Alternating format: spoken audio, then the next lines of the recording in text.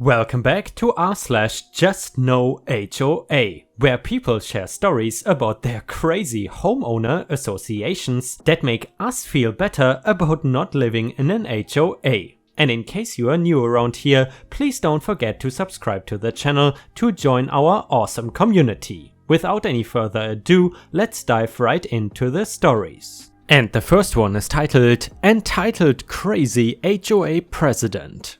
Just before leaving active duty military after almost 10 years, my wife and I bought a large house in my hometown on the coast in a nice neighborhood with an HOA. I had never lived in an HOA before and never knew how bad, cliquey or political it could be. Not long after we moved in, the letters started about having a boat in our driveway. Mind you, we lived not 100 yards from the water. Really? So we complied and placed it in a local marina.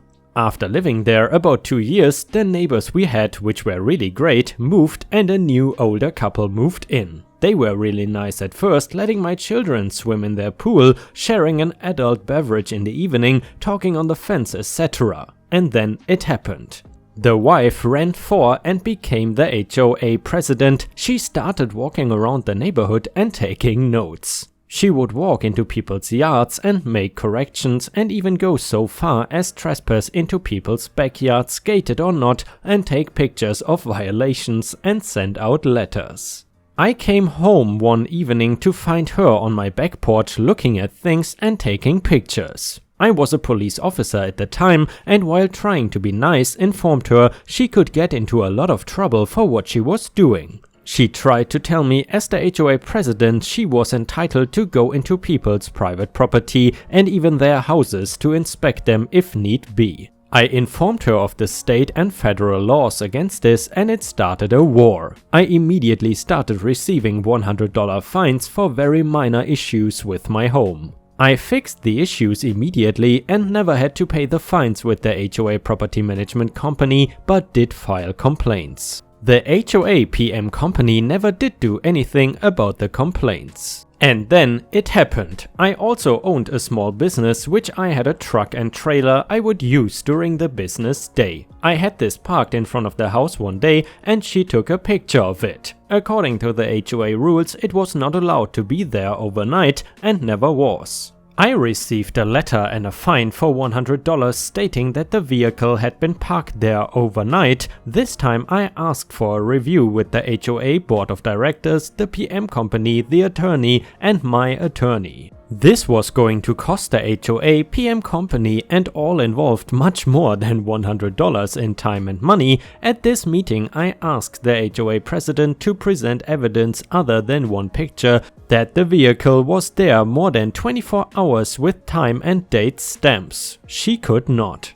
I then asked for the $100 to be dropped. The HOA board and PM company refused. I was publicly berated by the HOA president in front of the board and my attorney, saying I should be a good soldier and do as I was told by the HOA board and obey the rules. At this point, my attorney and I had enough evidence of harassment due to recording the conversation. We then informed everyone in the room we had been recording everyone. This inflamed them more and they threatened to call the police for violating the law. In our state it was more than legal and well within our rights. We then informed them we would be filing a lawsuit which was sure to win and would bankrupt the HOA. According to state law and the HOA bylaws, in the event the HOA ceased to exist or became bankrupt, each and every one of the 35 houses in the HOA would have their mortgages immediately due and payable. Most people don't know this exists in a lot of HOA covenants. We just got up and walked out of the meeting and said we think this settles the matter and hope there will be no further fines, threats, harassment, etc. I had very good friends in the neighborhood and did not want to see their families affected. About a month later, the HOA had elections for a new HOA board. I informed several people in the neighborhood I would be running for the HOA board president. We got together, and on the night of the board meeting and election, we attended, and there were only about 10 people there to vote. There were 6 people along with myself who voted for me, but miraculously the incumbent HOA president had a unanimous vote when the property management company chair counted the votes. Right there in the meeting, I asked all 6 people who voted for me to raise their hand. With me that was 7, and the PM chair had no answer since it had already been entered into the corporate minutes. I said it would be fine, let it stand, and then informed everyone in the room about the previous meeting, mortgages, suing the HOA, and now calling the State Attorney General's office. Within a short time, the property management company was changed out, the HOA president was replaced with a nice, level-headed gentleman, and I never ever so much as heard a peep from the HOA ever again. I played by the rules more or less, but eventually sold the house and moved on. Never mess with a paratrooper. And I gotta admit guys, this dude handled this situation like a boss. Play by the book and completely destroy the HOA president. Well played.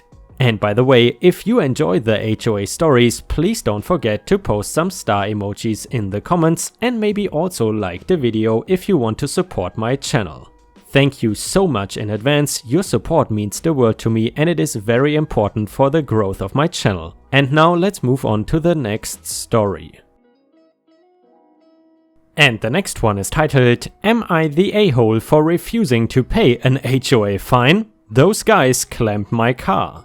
My friend lives in an HOA and I visited him. Apparently there's some dumbass rule that guests cannot come for more than an hour or past a certain hour. This HOA has a bunch of other rules like this and my friends did not know about that. And nobody has ever complained about that rule or it was ever enforced. I got to my car as soon as the dude just installed it. I asked him what's up and he said I need to pay him $250 now or the tow truck will come get it and it will be $100 a day or whatever there. I was not in a good mood and I did not have time for this, so I just said, you have 1 minute to remove this or I remove it myself. And he said, excuse me, what did you just say? And I responded back with, yeah douche, I'm not effing playing around and I'm not paying you anything. Now take that thing off or I take it off myself. And he ignored me, so I opened up my trunk, opened my toolbox and I unscrewed the whole thing. He was annoyed and saying how I cannot do it, blah blah blah, and I told him to F off. I then drove off and I kept the clamp. He was yelling how I need to pay $300 now and I just flipped him off. My wife says I was ridiculously rude, but F that guy. If I was really bothering them, I could have moved my car in the driveway or went home early or whatever. Those guys could have talked to us first. It is clear they were just trying to scam us. And guys, I would love to hear your opinion about this story. Do you think OP is the a-hole or not? A user in the comments said, not the a-hole, you are not a member of this HOA and you are not bound by their rules. They are not allowed to take your property. By the same logic, you should not have taken the clamp. And another user said, not the a-hole, what kind of prison visiting hours is this HOA trying to set up? And another user said, think the HOA is in cahoots with this tow company for real. Not the a-hole, man, you really stuck up for yourself. It could also be a way to just make extra money. I remember an HOA horror story where the president or whoever would clamp people's wheels and demand money to remove it or else he would call a tow company. They usually just pay him until one person got tired of it and I think purchased the tools to remove the things himself and started doing that for him and his neighbors. The HOA guy was furious and threatened to call the cops. I think he did, and it turns out it was actually illegal for him to have been booting people's cars and the tow company who worked for them did not even know that guy existed.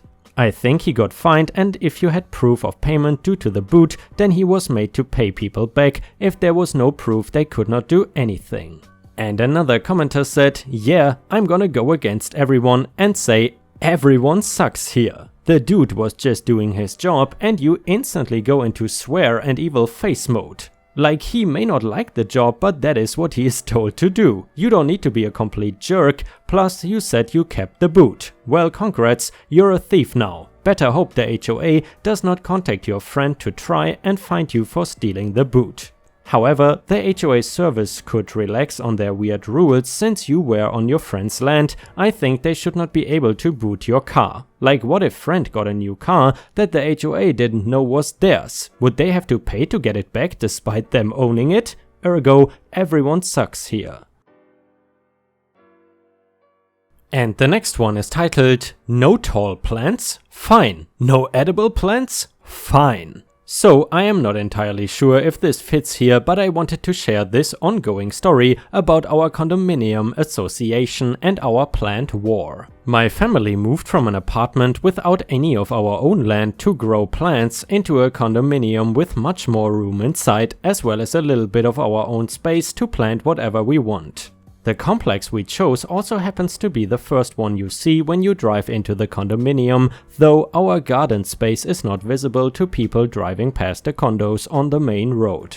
Our door happens to be accessed by a set of stairs and a landing, which will come into play later. While the staircase bends to the right, on the left side is our garden, right below the first floor window. My parents have also always grown up planting and harvesting different things and thought this would be a great opportunity to plant whatever we want. My mom and my grandma loved to garden and grow different veggies at their house, and my dad grew up on what I guess would be called a farm, but minus the farm animals. My paternal grandparents own a lot of land and grew practically anything they could, so we know quite a bit about gardening. So, naturally, we wanted to utilize this new gardening space and have some fun. What was particularly nice was that the condo association was a huge advocate for gardening at the time and heavily encouraged residents to plant things in their spaces. Plus, my dad religiously attends each association meeting and is one of the few people there out of the 40+ families living here, so you would think they would like us. But yeah,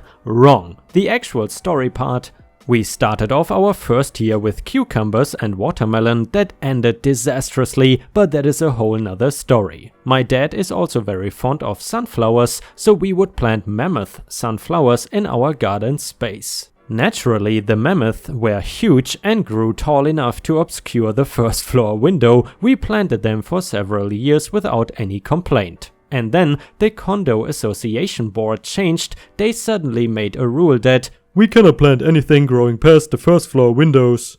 Oddly specific, right? The next year, instead of planting mammoths, we switched to teddy bear sunflowers, very short and very cute. Yay! No complaints, but it does not stop here. As I mentioned earlier, my parents both enjoy growing edible plants, some of our favorites being cucumbers and tomatoes, and oh yes, large plants. A few years ago, we planted around 6 stalks of cherry tomatoes in our garden space. Just short enough not to cover the window, they were very beautiful, lots of red clusters here and there, the cucumbers were sprawled out before them and had lots of those pretty yellow flowers and cucumbers growing off of it. Yeah, well, you guessed it, the association reared its ugly head once more. This time they could not hit us with "it is too tall" argument, so a new rule was born. No more edible plants are allowed. Sounds like they were getting jealous of our prosperous garden. Well, no biggie. This year, on top of the small amount of plants we usually grow in planters, we are growing cucumbers, radishes, cabbages, carrots, green beans and some more in several planters. It is not in the garden space and we bring them inside every night when it gets cold, so we have yet again circumvented their silly rules. Every day they go out on our staircase, landing to the point where it is difficult to walk by and just as visible to people walking by. In fact, it looks even messier when they get larger. We will see how they like it this year. I do feel bad for everyone else who was impacted just because we like to garden and we happen to be the first complex visible. I wish they would just make a community garden or something. And guys, that makes me think, a lot of people in the comments have obviously never interacted with an HOA, thank God by the way, but I would assume that condominium associations are probably more common for people than HOAs, but please correct me if I'm wrong. So in case you have any interesting condominium association stories to tell, either let us know in the comments or on r/ripe stories on Reddit. And the last one is titled, My HOA complaint inadvertently broke up an EM's marriage. Do dog moms count? This happened a few years ago, but I still think about it. After being blessed with great neighbors over the years, I started taking it for granted. Then Luna, her 4 dogs, all the same breed, and family, 2 teens and a husband, move in the house next door. It started off well. Luna was friendly and the kids and husband seemed nice, but she soon decided that the best place for her dogs to go potty was my backyard. I didn't agree, and after suffering in silence for a few weeks, I am not very confrontational, I finally told her that my backyard was not her personal dog park. When they got home from work, they would let their dogs loose to go running in my backyard to play and go potty. One day I happened to catch them and came out on my patio to tell them to cut it out. The dogs turned around and started running towards me while barking aggressively. Fortunately, her husband called them off before the little ankle biters got to me. And it was not just the dog that liked to hang out in my backyard. Luna liked to walk around my backyard while talking on her phone. One of the things I like about my house is the privacy. It backs to wood, so I don't have a lot of curtains on my back windows and doors. But since Luna liked walking around my yard, I was forced to curtail my habit of cleaning while scantily dressed. And it was creepy. Once after it had snowed, I realized that someone had walked up to my back patio and had been peeping in my French doors. Not long after, someone left a gift of poo on my front porch welcome mat. Geez, I wonder who did that. But then Luna seemed to want to repair our rather rocky relationship and asked me what time I got off work. We could do something and hang out. I thought whatever, so I told her, but no get-together ever materialized. I realized later that she just wanted to know what time I got home from work. What she didn't know was that I sometimes worked at home. One of those days I caught her once again letting the dogs loose in my yard. And by the way guys, that would be my biggest nightmare if I ever owned my own home. Anyway, so I took a photo and sent it to the HOA. I think she was also sneaking her dogs into my other neighbor's fenced backyard. The ramifications were swift. That complaint was the straw that broke the camel's back. The marriage was already on shaky grounds and the husband was tired of her and her dog hoarding. I only saw 4 dogs at a time, but there were more. I did not notice because they all looked alike. The next thing I knew, she and dogs had moved back to South America. The kids went to live with relatives/college and the husband was acting like someone who won the lottery. He always seemed somewhat grumpy before, but after she left he was smiling and friendly. And then he bought a Harley, got a girlfriend and proceeded to rid the house of copious amounts of urine-stained carpets. He was eventually evicted from the house, yes they were renters, because the owners were sick of the complaints and fines and decided to move back in. Luna apparently had a gift for annoying the neighbors on my block. The weird thing is that there were a couple of vacant lots and a dog park less than a block away, but apparently her neighbors' yards were the best place to take her dogs. And guys, unfortunately we have already reached the end of the video. I hope you enjoyed today's stories, and if you haven't already, please also go to patreon.com/ripeyoutube where I upload exclusive Reddit videos starting at just $3 a month. This is a great way to support me in case you are interested, and the chance for me to become independent from YouTube revenue. Thank you so much for watching. Please don't forget to subscribe and like the video, and I hope to see you again tomorrow.